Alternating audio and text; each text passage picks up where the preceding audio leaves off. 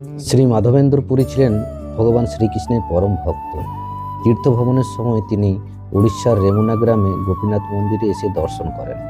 সন্ধ্যায় ভগবানের জন্য নিবেদিত ক্ষীরের সুগন্ধে তার মনে এক মুহূর্তের ইচ্ছা জাগে, এই ক্ষীরের স্বাদ জেনে নিলে বৃন্দাবনে তার আরাধ্য দেবতার জন্য তেমনই ক্ষীর তৈরি করা সহজ হতো। কিন্তু সঙ্গে সঙ্গে তিনি নিজেকে সংযত করেন এবং অনুতপ্ত হয়ে মন্দির ছেড়ে বাইরে বসে জপ করতে থাকেন।